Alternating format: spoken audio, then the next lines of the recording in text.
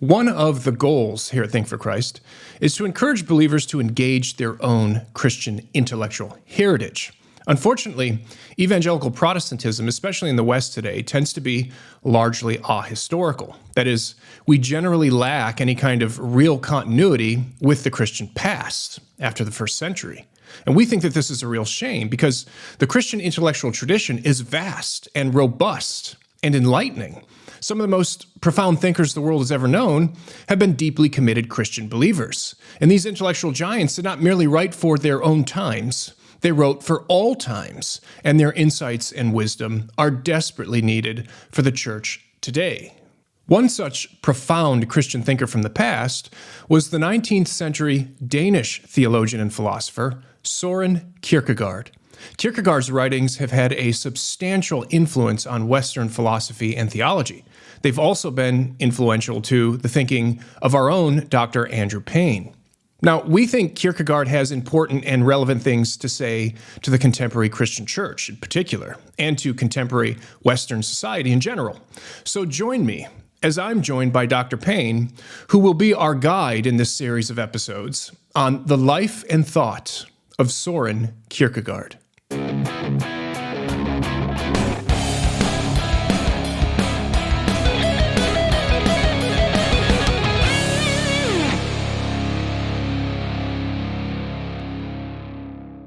Well, Andrew, I'm really looking forward to this series of episodes dedicated to the thought of Soren Kierkegaard. So let's kick it off with what may be the most vexing question of all. How do we pronounce this guy's name? Oh, you didn't tell me that was going to be a question. So the O kind of has the line through it. Now, let me also preface this. I don't speak Danish. I can read it a little bit. I don't speak it. But when I was originally going to do my research language for the doctorate, I originally was going to do Danish. And so I got, like the Babbel app and whatnot, and or what is it, the Duolingo app. And I was working through it, and it took me all of about 2 months to realize I'm not doing Danish as my research language. I'm going to pull a fast one on Brian and pick somebody else to write on, and then drop that person after I pass the the language exam, and then go back to Kierkegaard. But yeah, Danish is hard. Anyway, but the O drops out, so it's like instead of Soren, it's like Sren, right? Sren, and then if you hear it pronounced sort of like phonetically, it sounds like Kierkegaard. Right, like the AARD is more like an or type sound. But there's a movie that I saw that's a Danish language movie called Another Round, and one of the characters in there is a philosophy professor at a high school, and he says Kierkegaard's name multiple times, and it sounds like he's saying Kierkegaard. So Søren Kierkegaard would be roughly what it sounded like anyway. Interesting. Well, I'll probably keep saying Kierkegaard. I'll stick with that too. It's much easier. Yeah.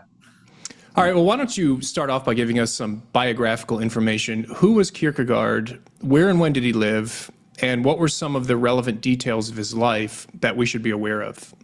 Yeah, so Kierkegaard, this is particularly important in relation to Kierkegaard because it's at least half, if not probably more than half of the scholars that interpret his work and that make him sort of the figure that we're going to study in philosophy.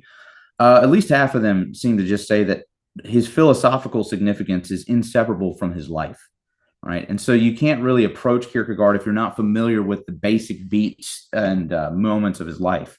And within that, there are probably about 6 different events that are usually cited. I'm not going to go over all 6 because they get elaborate. But to begin with, he's born into you need to know the basics. And one of the basics would be that he's born into a pietistic family, a German pietistic family. More specifically, he's a Moravian. And that's a term you might be thinking like, is that like a brand of oatmeal or something? Like, what is that? Right. But so the Moravians in Denmark, well, before I get into this real quick, it's amazing how many of the German Lutheran thinkers were actually born into pietistic households. Immanuel Kant, for example, was born into a pietistic household. But anyway, Kierkegaard's one of them. And as a Moravian, what they essentially believed was that the church in the abstract has become sort of this just cultural identity. Quite literally in Denmark at that time, to be a citizen meant that you had to be a member of the church. The king's top dog in the church. You have in order to serve in the military or to even register for the draft, essentially the equivalent of the draft. You have to register through your church, and so you'd be drafted through your church to go into fight. So there's a strong sort of nationalistic identity that's completely synthesized with this Christian identity. And so to be a Danish person at that time meant you were not just Danish, you were a Christian Dane. They were just the same sort of like overlapping identities. And so, I mean, you think we might have trouble with cultural Christianity in America today? I mean, that they had it tenfold worse than we do, in a sense. And the pietists came along and recognized that's not exactly right. There's something kind of off about that. There's something essential to what Christianity is that's being left out of this account. And so what the pietists basically believed was that they are the committed true church within the church, if you will. And so they were kind of viewing themselves as Christian missionaries to Christians. That's a line that Mark Tesian, a really, really great Kierkegaard scholar, fellow classmate of our teacher, J.T. Bridges, by the way, when he was at Baylor. But Mark Tesian, that's Tietjen, I think, very well worth reading. He titled his second book on Kierkegaard, A Christian Missionary to Christians.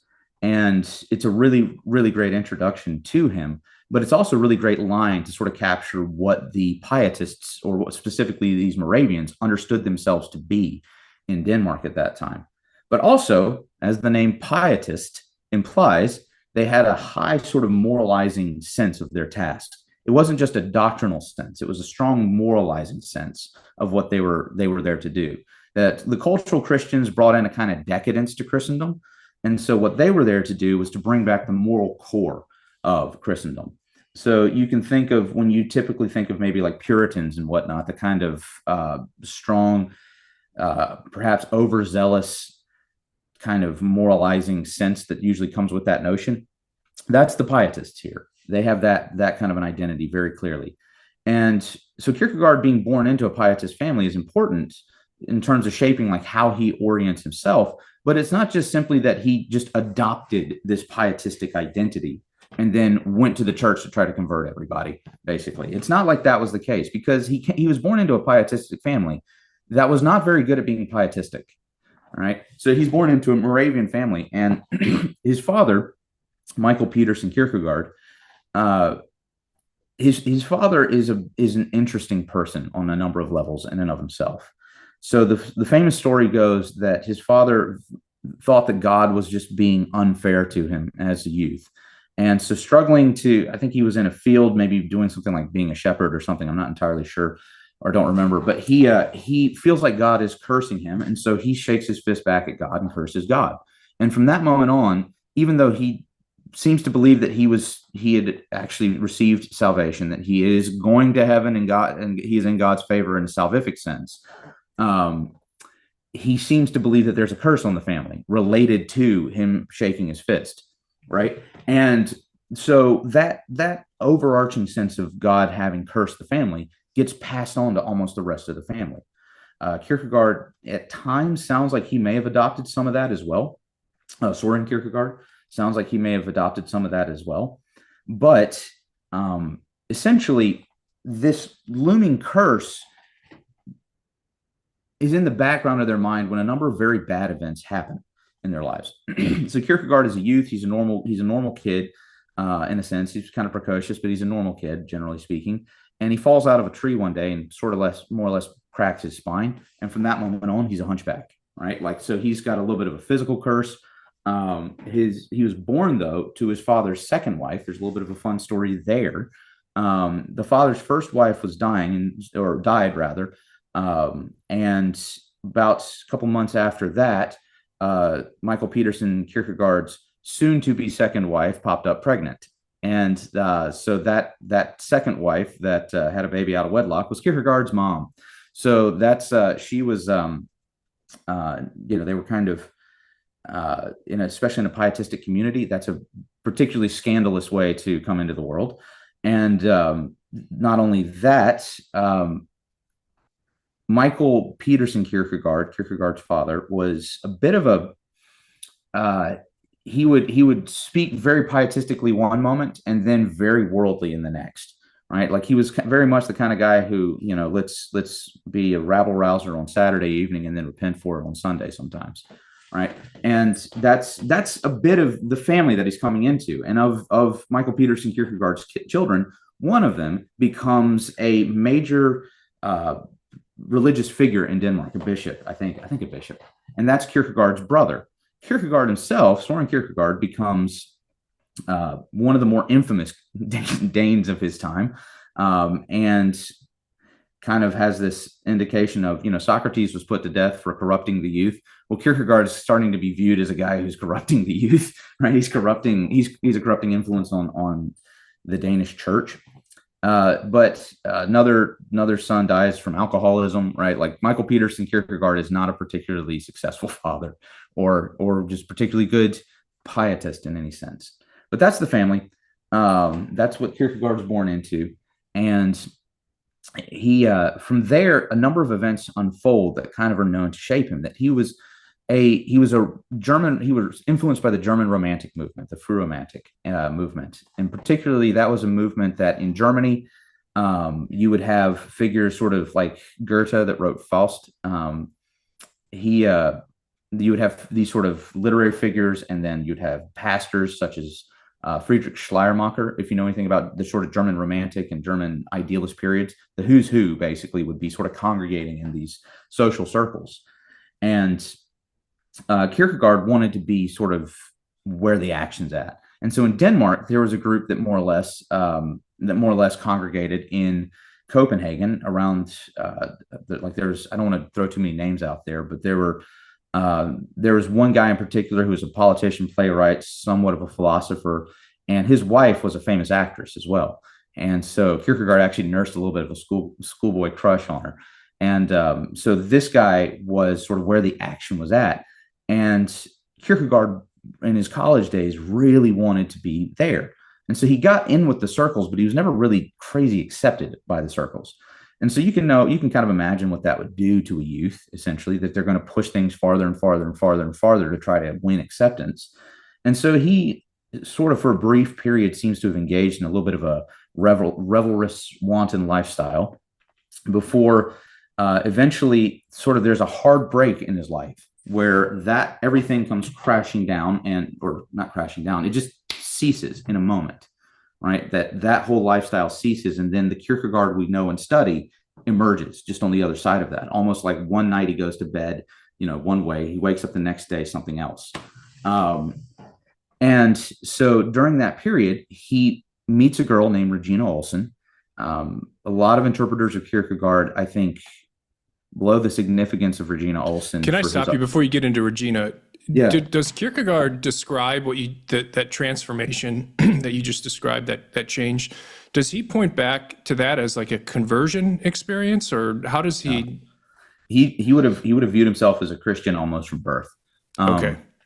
So he never really like walked away from the faith so much as he walked away from the pietistic lifestyle. But again, if you're walking away from the pietistic lifestyle and you're still Danish, still going to church every Sunday, you're still Christian, right. You're still, in fact, in all seriousness, it would be a lot like I think a lot of people in the church today who, what's the song? They're beer drinkers and hell raisers basically on the weekend, and then they go to church on Sunday to repent, kind of deal.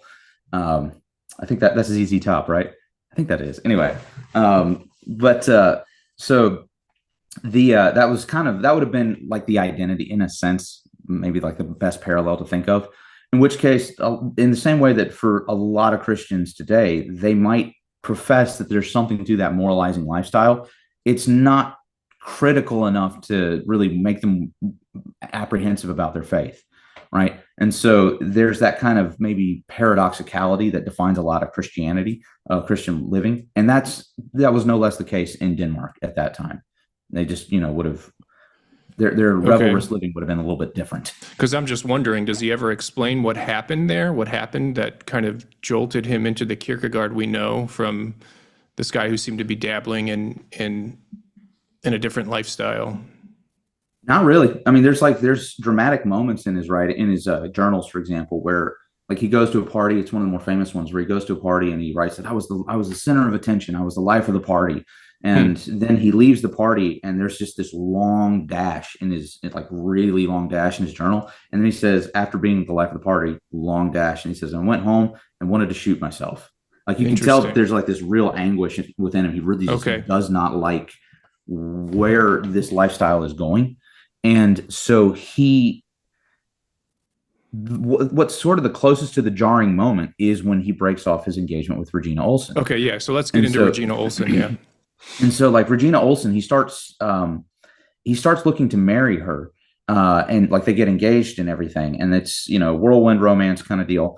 And the thing about this is he's looking at Regina Olsen as sort of, the romantics kind of have this self-creation motif that's sort of defining a lot of what their thinking is. But if you're going to have a self-creation in the direction of becoming a good functioning citizen, like a good, somebody who exemplifies the virtues of the age, marriage would have been one of those things. And so he's looking to Regina Olsen and he's like, I'm going to get married. I'm going to become this, all great citizens have great wives kind of deal, right? Like that's kind of the idea. And so she's going to be that for him. And then he just breaks off the engagement just like that. He gives a number of different explanations for why. Mostly like the simplest one would just be God told me to. And the God told me to answer is essentially him saying that he realized that these, for lack of a better way of putting it, worldly forms of an identity are just not, they're not actually connecting with the Christian identity. And for whatever reason, I guess maybe it's just because he's felt so far away from the Christian identity for so long that he's wanting to find out what it truly is to be a Christian again, that he's seeing this sort of socio-historical construct of what the Christian life looks like that involves, family, kids, good job, all that stuff. He's seeing that as just a falsehood. And so he breaks free of all of that. And kind of like he doesn't just break off the relationship with her. He then leaves Copenhagen. Like he just flees to Berlin right after this. And while he's in Berlin, he goes to some lectures of one of the great German idealists, Schelling. Some of his classmates include no less than guys like Friedrich Engels and Mikhail Bakunin. So like it was a pretty big, well-attended group. It's kind of weird to think of all of those guys in a single room. I've even heard it speculated, though I have never seen it cited, that Karl Marx may have even been in that room. At the very least, he would have been in that orbit of people at that moment. So nevertheless, Kierkegaard goes there, and that's sort of when you see him formulating what he is to become. You can tell that everything that he was before has been just left behind, and you could almost see him breaking it off with Regina Olsen as being the leaving that world behind. So, but yeah, so in these lectures with Schelling, though, he's hilarious because we think of great philosophers as being these guys with these brilliant intellects that can just sit there and they sit at lectures stroking their beards the whole time and saying, this guy made a mistake here, but he's right here. Kierkegaard just couldn't care less. He was bored out of his mind in these lectures. And these are some world historical lectures, given who's there, given who's teaching them, given the university, all of that. And Kierkegaard's bored out of his mind, and his journal notes, or rather his class notes, are hilarious. He starts just writing, it would be a funny story if this happened. And he just starts writing out stories in his notes rather than notes on Schelling. Or when he does refer to Schelling, he's just like, this guy's boring. This guy doesn't say anything important. Just things like that, which is So just for context, Schelling was himself kind of a disciple of Immanuel Kant, right? Yep. Actually, Schelling is, if you know much about German idealism, you know the name Schelling. If you just know the broad brushstrokes of the history of philosophy, you probably don't know the name Schelling. But his work is definitely operating in the background of almost everything from the early post-Enlightenment all the way to now. Like he's still important. He wrote this. What's it called? It's the Freiheitsschrift. It's the writing on freedom, basically. That's that he wrote that really proposes a definition of what it is to be free. And this is an idea that Kant kind of deals with, but it really needs to be qualified. And Schelling comes along and says, this is what freedom is. And when he gives that definition of freedom, everybody follows it from that moment, really, even to now. And so he's given that most of definitely political philosophy since then has been trying to work out this notion of freedom as sort of manifested in the political sphere, right? Justice and virtue in the political realm is Yeah. built atop this notion of freedom, right? So Kierkegaard is getting his education basically from the perspective of German idealism. Very much so. Very much so.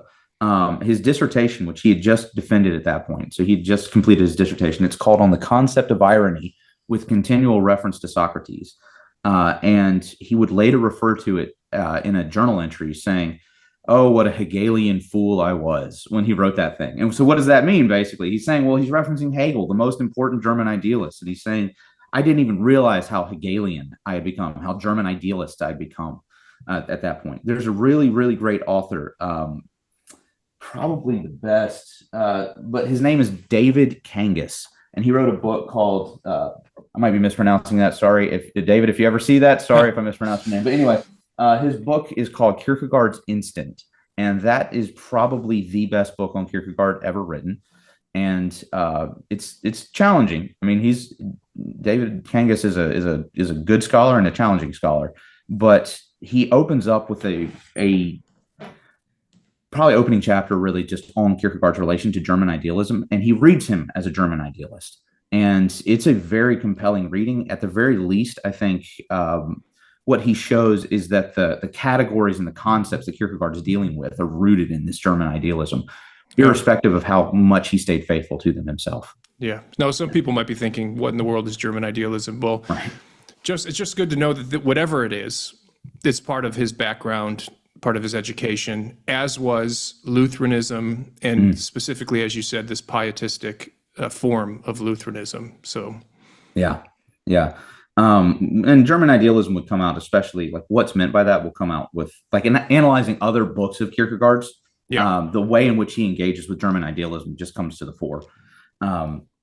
But then, so after the sort of the Berlin period, he comes back to Copenhagen and just begins his authorship, and increasingly becomes kind of a recluse. Like he's not an ascetic in the sense of like a hermit, but he's increasingly reclusive, and so he's kind of moving in that direction.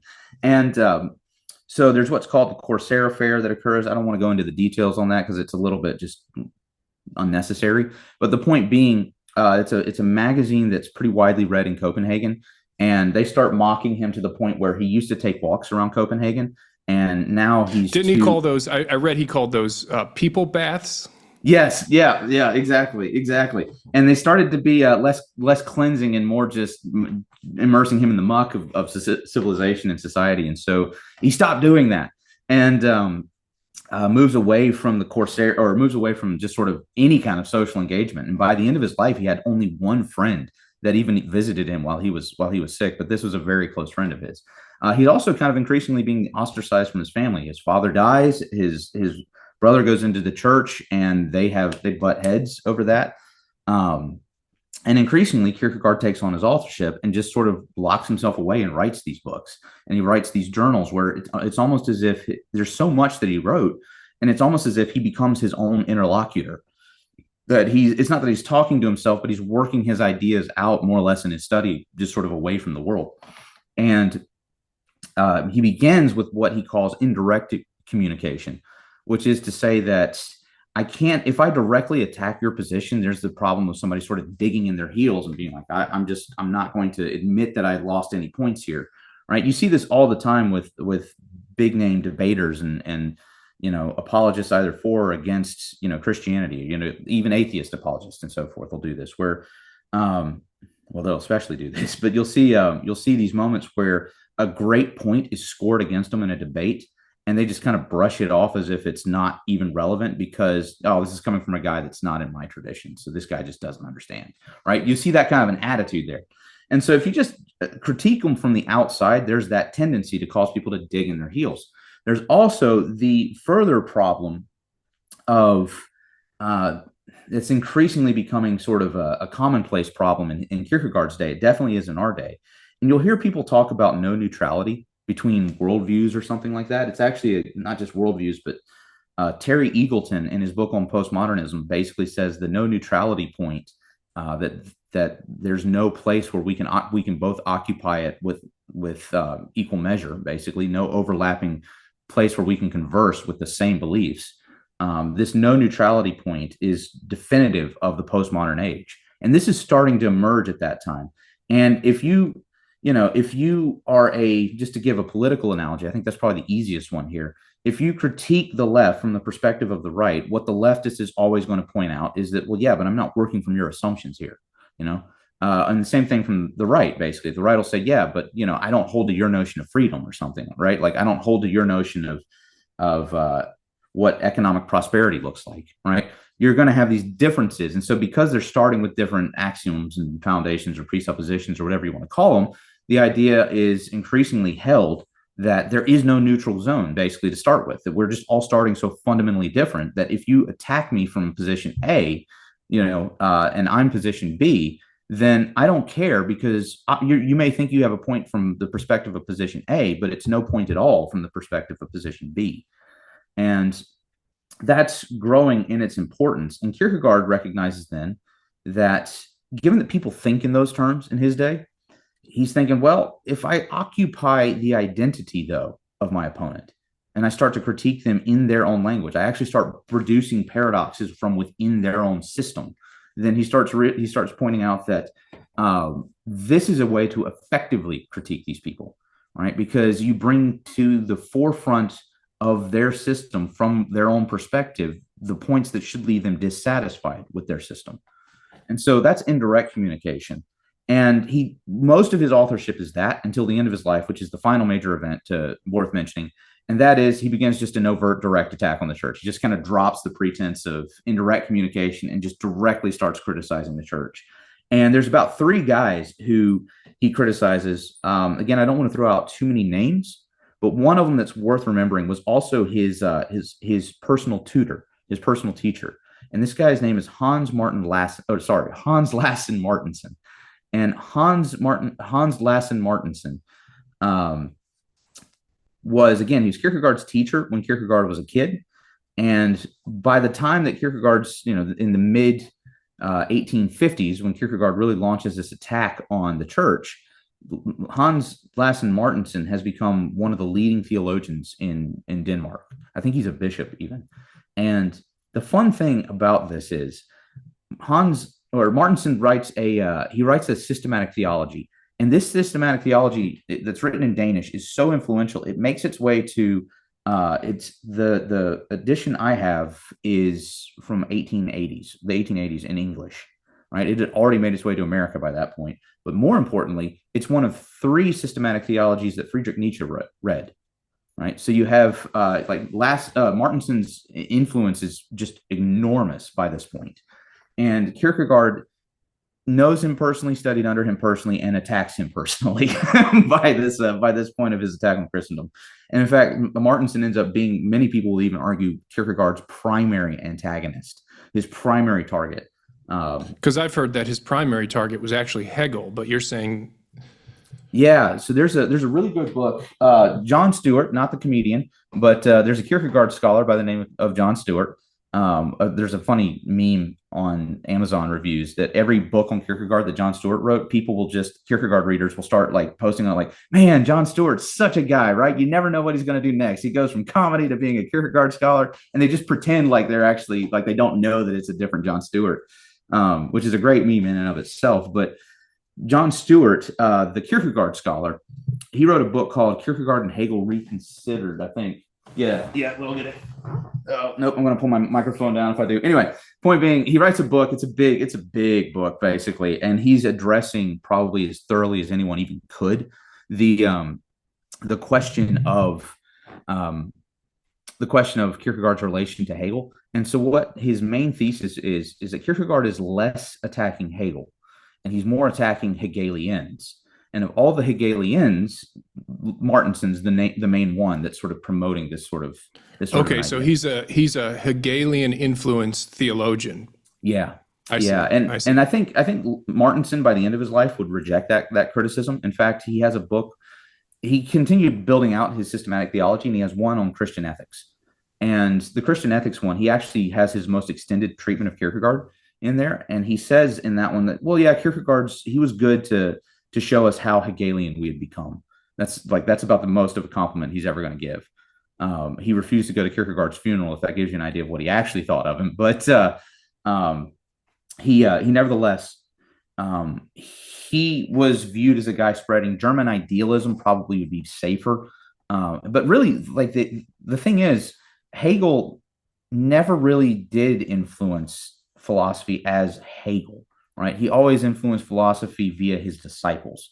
And so he was a big phenomenon. You have what's known as the young Hegelians and the old Hegelians. The old guard Hegelians are kind of like the more orthodox guys that are more philosophically and metaphysically rooted. And so these are going to be guys who are going to be the academic professors and whatnot that are going to have great academic careers. But then the young Hegelians are the guys that the old Hegelians kick out of the academy. And those are the guys that change the world. Those are guys like Karl Marx. Like Karl Marx, yeah. Yep. Friedrich Engels, Mikhail Bakunin. I'm trying to think if Max Schiller would be. He's with the young Hegelians. He's not very Hegelian. But anyway, the point being, like, all of these guys take massive portions of Hegel, right, and they sort of reappropriate it to their new goals, if you will. And the most important one to my mind is actually Ludwig Feuerbach. And Ludwig Feuerbach writes a book called The Essence of Christianity. And this book gets published. Kierkegaard never really traveled very far. He went to Berlin twice. And this book that Feuerbach published, Kierkegaard bought it in like 1830s, early 1830s, I guess, when it had just dropped, essentially. The second edition had just dropped. And Kierkegaard buys it and reads it on the train to Berlin. And it just lit a fire in Germany and really just the idealist world, because this is the first text that really takes Christianity and just completely dissolves it into something like a materialist philosophy, if you will. And so he makes Feuerbach's big line is that I'm going to butcher the exact quote, but the essence of the point is that Christianity properly understood, theology is anthropology. Basically, yeah. Christianity properly understood will be dissolved into anthropology. Yeah. So would it be accurate to say that what Kierkegaard is going after is the infiltration of Hegelian philosophy into theology or into Christendom? Is that his target? 100%. I think it's 100% it. Yeah. And it's funny because it really, I think, yeah, it's a controversial point though, for a number of reasons, because Kierkegaard's read in a lot of different ways for reasons really that are contingent on the way in which his writings made their way out of Denmark into the rest of the world. Because it was never the case that Kierkegaard was just the Kierkegaard and then everybody just engaged in these massive translation projects to bring his whole corpus to bear. Right? Yeah. Nobody ever did that, right? He was translated piecemeal. And so, like, something like the concept of anxiety would be translated first, and then a whole bunch of German or French scholars would read that one and think, oh, this is really cool.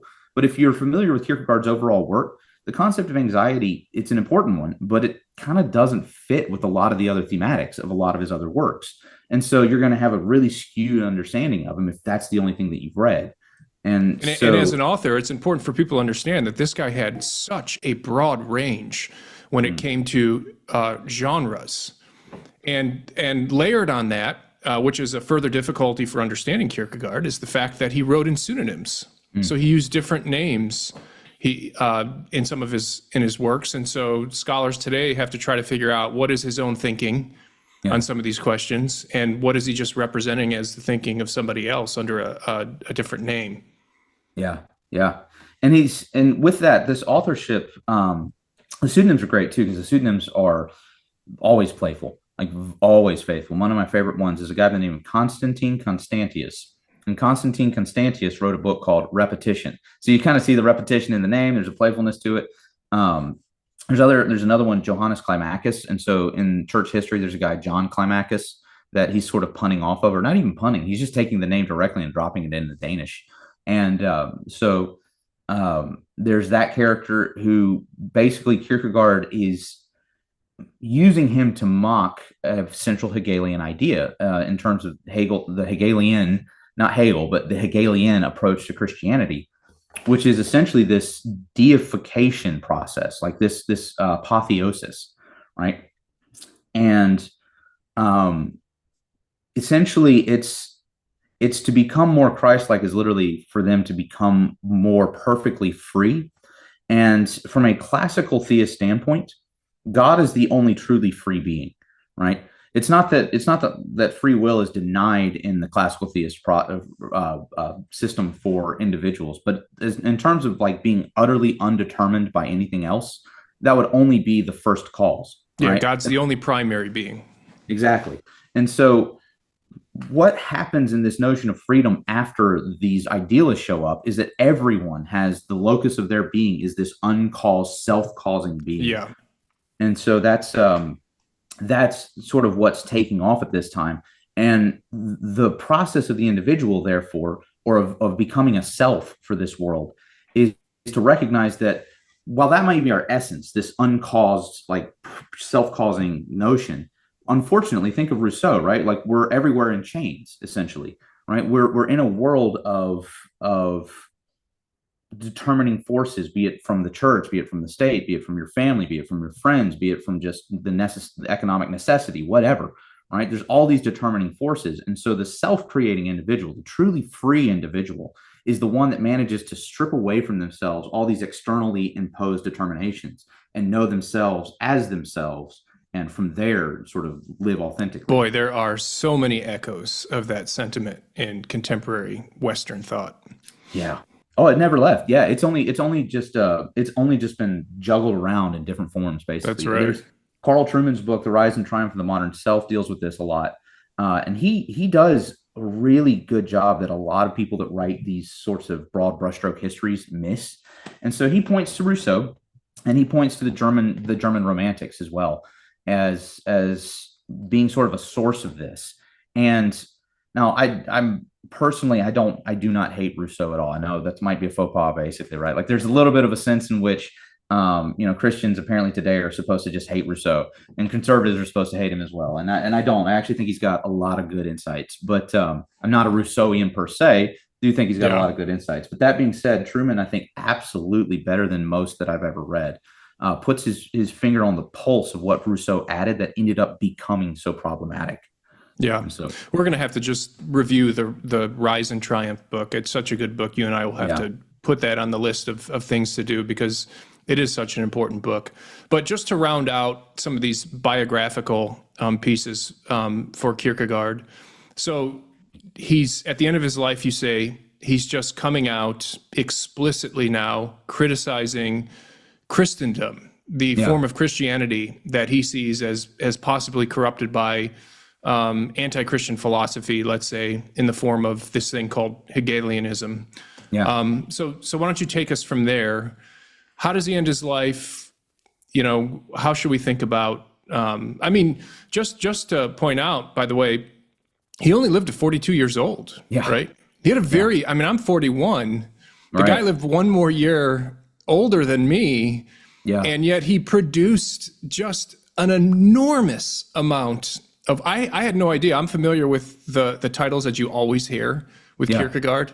I had no idea just how many books and articles this guy has produced. It is impressive. At the age of 42, he dies and he leaves behind a library of really profound works. He'd be writing multiple books at some points at the same time with two different pseudonyms, or one he'd be writing in his own voice, another in another voice, and he'd be able to just take on the whole guise of somebody else and write perfectly. Clearly, he was clearly a genius. Yeah. Clearly. Yeah. He was. So I'm sorry, I didn't mean to interrupt the flow of your biographical review here. Well, I was almost done with it. And one thing, though, to your point about him being a genius, this is a guy who in Denmark at that time, we recently had to defend our dissertations, and thank goodness we got to defend them in English. At the time in Denmark, and this is actually the case in America until fairly recently, everybody defended their dissertations in Latin. And Kierkegaard was apparently so good at Latin, he might have even been better at Latin than he was in his own native tongue. And he, even despite that, wrote a letter to the king because he was kind of weirdly somewhat friendly with the king of Denmark. Like they were on social terms. And he wrote a letter to the king and said, hey, by the way, I think this would be great for national pride if I actually defended my dissertation in Danish, and it needs to for the point of the dissertation. And so it was a big kind of scandal, and he got personal permission from the king to defend it that way, despite the fact that he may have been better at Latin. And this dude was he was great at Greek, like he could read it just he could read Yeah. Attic. Yeah. Well, he received a classical education, and I was reading that he spent most of his classical education learning Latin, Yeah. which is really a lost art.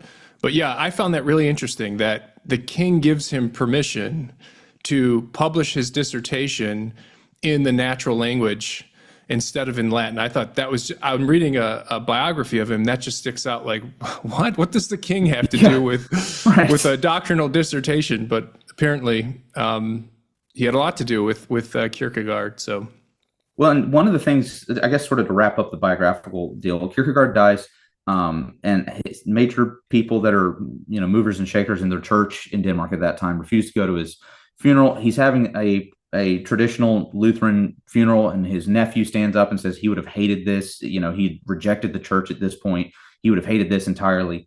And so there's a scandal that kind of goes out after his death. But it also is worth stressing that during those latter years of his life, when he produced some of his most important works, like The Sickness Unto Death is one of his books that came out. The year that The Sickness Unto Death was published, and he would never just publish a book in a pseudonym. He would always publish another one alongside it that was called something like an edifying discourse. And those would be written in his own in his own name. The edifying discourse would be Kierkegaard as Kierkegaard. The other book would be Kierkegaard taking on a pseudonym. And so, like, The Sickness Unto Death is written by Anticlimacus. So he would publish these at the same time. Great books, very detailed books, very difficult books. And yet at the same time, there was a full-on revolution that happened in Denmark while he was writing these things. And you wouldn't get a hint of that from what he writes. And so, like, to the point where the king is deposed, this same king to whom he wrote that letter is deposed at that time. The revolutionaries, they march on the palace, essentially. And it's not really a crazy violent revolution, but they march on the palace and they overturn the government. And it's, they're not Marxist at this time, but they're essentially the proto-Marxists. They're like the kinds of revolutionaries that would give rise to these subsequent communist movements. And they technically identified as socialists, but at that time, the word socialism didn't mean what it means today. At that time, to be a socialist literally just meant that you're giving the vote to the entirety of the society, not just like a couple of, elite people, right? So it was more socialist at that time meant more democratic than anything, right? But anyway, those are the people that marched on it. And so the entirety of Kierkegaard's livelihood would be at stake as well, because he's living on an inheritance that his father left him. And these guys are looking to potentially confiscate his wealth even. And he seems utterly unfazed by this, just continues on writing during this whole time. And it's hard to imagine how somebody could do that. okay, so he dies at age 42. Do we know what he died of? I heard Not it really. was tuberculosis, maybe. So yeah, he got that while he was in the hospital. But the main thing is he collapsed in the street. Basically, he was just doing a walk and he collapsed in the street, and then like he's in the hospital and gets tuberculosis. And so not really. He was never healthy. He was always a sickly person. So yeah, complications just arose. Okay, so this is a hugely fascinating Christian thinker, hugely fascinating character. I didn't know a lot about him. I've read bits and pieces of his work, but as I just read some brief biographies of the man's life, man, what a life he lived in just 42 years. And it's a really interesting read, even if you're just reading his biography, which I would definitely encourage people to look into him. So I'm not sure if we gave his dates, but he's a 19th century Danish philosopher and theologian, and he lived between 1813 and 1855. So a short life, but a massively productive life.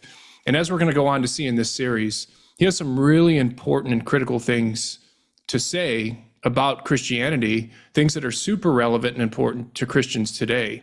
So let me transition here. Maybe we can spend the rest of our time talking about his influence on your own thinking. I know he's been hugely influential for you.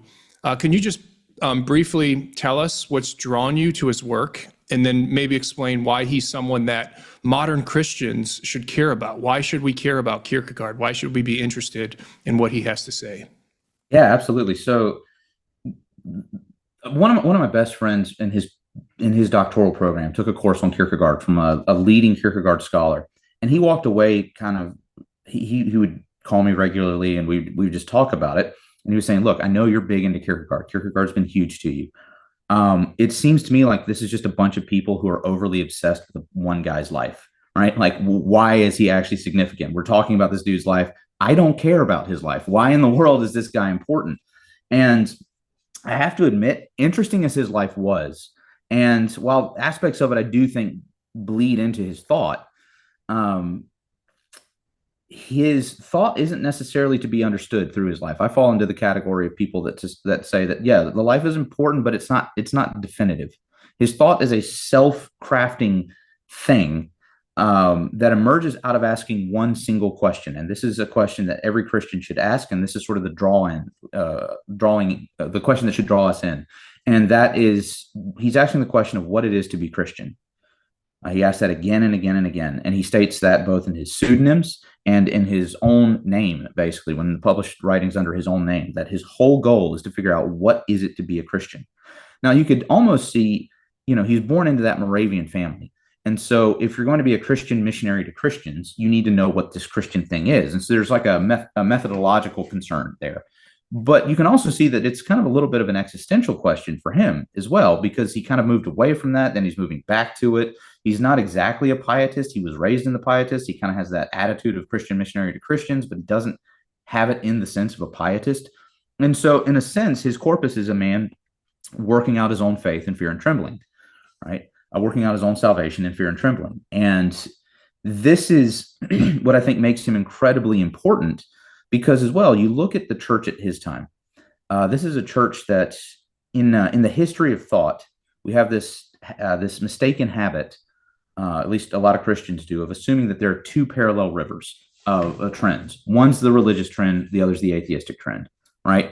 And that they frequently will have conflict with each other, crash into each other, but they're really two parallel rivers. And the reality of what happened in Europe was that there was one river, and it's the church. It's the Christian church. It splits into two versions, the Catholics and the Protestants, but the Protestants more or less win most of Europe, especially Northern Europe. It's more or less all Protestant, particularly in Germany, a lot of Germany. It was literally illegal to teach not just anything, not just Catholicism, but like Leibniz, one of the great philosophers of the modern era. He was raised in an area where it would be a crime punishable by death to teach Calvinism, right? They're Lutherans, and they would do the same to you if you're a Calvinist as they would do to a Catholic, essentially, because these things immediately take on a kind of nationalistic identity in the church at this time and in history. And so what Kierkegaard's facing is a world wherein if Christianity, particularly for him, this Lutheran Christianity, has become the national identity, well, then when the national identity is suddenly being transformed, what's being transformed with that? Necessarily what Christianity is, right? If we've blurred the lines between the nation and Christianity, then national transformation implies, just by that very movement, a transformation in what it is to be a Christian. That is so relevant for what we're facing today in United States. Yeah, I think that alone makes him one of the most important people that we could study. And I know I've brought up a number of these books before, but you start looking through like evangelicalism, evangelical literature right now, and there's books like this one, Struggling with Evangelicalism, right? This is one guy writing on this, and right next to that book in Barnes & Noble is this one, Hope for the American Evangelical. Now, the thing is, it has the subtitle of A Missionary Perspective on Restoring Our Broken House. Like, the idea is that evangelicalism is collapsing, and we've been evangelical for so very long. You have the book I keep bringing up, The Great Dechurching, right? The Great Dechurching is just Christians are abandoning the evangelical church right now, and not just the evangelical church, the church in general. It's not that they're abandoning the faith, but they're abandoning the church. Why is that? Another book doing that same thing, Stephen Bullivant's Non-Verts, right? That this is people that are converting away from Christianity. They're raised in Christianity, but they're non-verting. They're deconverting into something else, right? And then the last one for that trend is, you've got this one, Christianity after religion. Something about religion is falling away.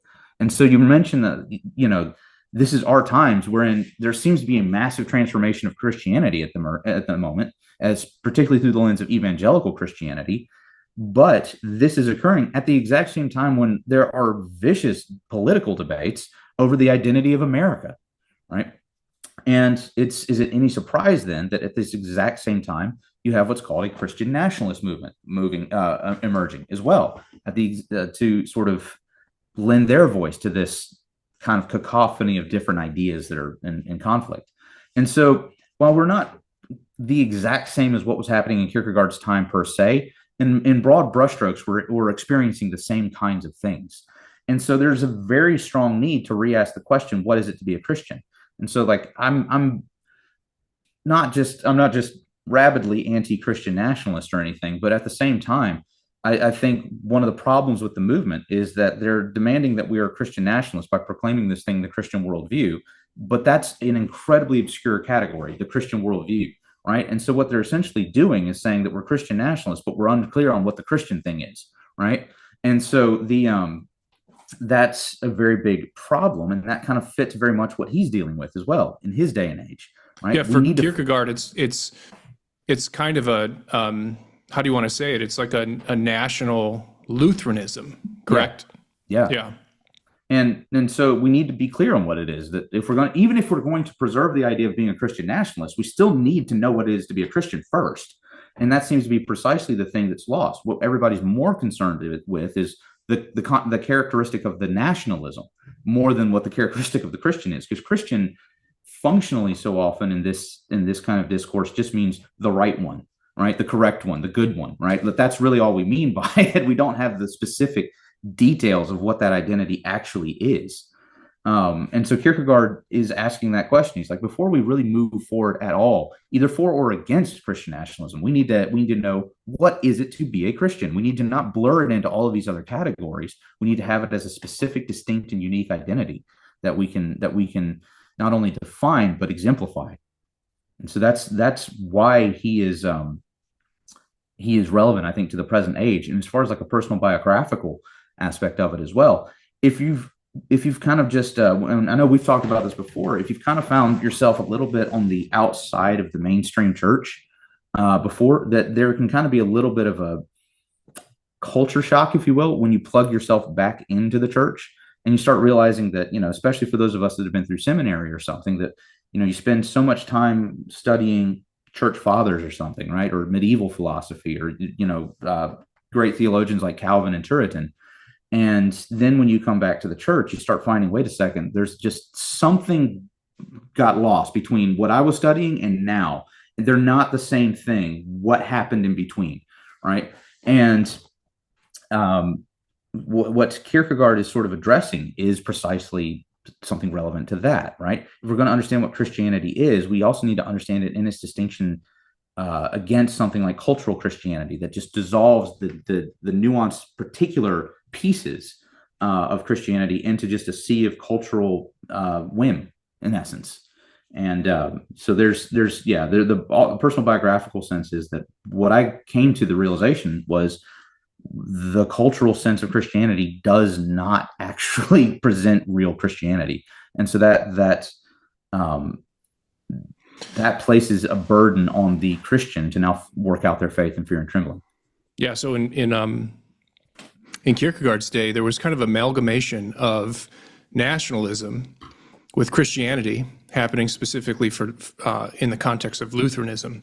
Mm-hmm. But also there was, as we talked about earlier, a non-critical absorption of a secular philosophy. In Kierkegaard's day, it would have been Hegelianism. Mm-hmm. So Kierkegaard's fighting against a non-critical absorption of a philosophical system that is antithetical to Christianity, and he's also up against a nationalization of Christianity. Does that sound familiar? I mean, yeah. That sounds really, if you're a Christian listening to this right now, that should sound really, really familiar, because that's exactly what we're facing today as Christians in the United States. There are so many evangelical pastors who are uncritically absorbing the philosophy of the day, right? Yeah. The philosophy of our culture, uncritically absorbing it. And there's an amalgamation for so many Christian leaders out there of, the new ethic, the new cultural ethic, for example. And, Christianity that's happening. Yeah. There's a mixture, a pollution, I would say. Yeah. And at the same time, there is a rising Christian nationalism. There's this rising movement to identify Christianity with a particular political environment or a particular set of political values. So even as you're talking, I'm really starting to get excited for digging deeper into Kierkegaard, because it is so relevant. I mean, what's happening today is a mirror of what was happening in his day. So super. One of the things to add with that, I think I lost the thought a minute ago, but like with the idea of there's these two different streams, basically there's the atheist and the Christian one. One of the problems is, and this is sort of where the Hegelian and the idealist part comes to bear, is that there were never just like the atheist stream and the Christian stream. There was just the one religious stream that just got dissolved into this cultural milieu. And when it got dissolved, it was out of Protestant Christianity that this atheist thing sort of emerged, right? And so it's worth stressing that most of, like Friedrich Nietzsche, for example, was a seminarian, right? You have a lot of Hegel was a seminarian, right? You have all of these major movers and shakers that are not emerging. Darwin was a seminarian. They're emerging not out of they're not like, it's not like there was some atheistic trend in the culture and that just got these guys and they gained influence. It's that Christianity itself turned into this, right? It's Christianity itself in this cultural sense gave rise to this movement. That's such a good point. And it's Christianity itself becomes poisoned by the philosophical environment, let's say. And then, it's I don't want to say a false version of Christianity, but a poisoned, diluted version of Christianity that ends up producing the greatest enemies of the Christian faith. Yeah, exactly. And it's it's historically fascinating, but it's also existentially fascinating, right? Yeah. Because there is that resonance here. And I think, you can get fed up with the church on a number of levels, but when you have to take a step back and recognize that, well, yeah, but they're not actually presenting true Christianity, right? That there's not actually true Christianity that I'm frustrated with, but rather just this culturally diffused, just kind of decadent version that's been watered down and transformed into something else. Well, yeah, it makes no sense at that point to then reject Christianity because you don't even know what you're rejecting at this point. That's right. Yeah. The deeper I go into my studies and thinking, I often find myself in agreement with a lot of the critics of Christianity, because what they're criticizing is not the purity of the Christian faith. They're criticizing what the faith has become in our society, in the Western world, in the Anglo-American environment. And like I said, I find myself more often than not like agreeing, like, yeah, that's a valid criticism. I don't like that either. But guess what? That's not the way it was originally, and that's not the way it ought to be, given the principles that we find within Christianity itself. So anyway, this is just, the more you're talking here, I've always known Kierkegaard had something to say to us, but I'm really just getting an appreciation for just how much he has to say to us, given our specific situation within our culture as Christians today and what we're facing. It just, I think this is going to be just a really profound series. So I think this is a good place to stop in terms of an introduction. Thanks so much for this, Andrew. I'm really looking forward to our next conversation as we begin to dig deeper into the life and thought of Soren Kierkegaard, and especially as we look at some of his works and we begin to examine some of his critical, important ideas.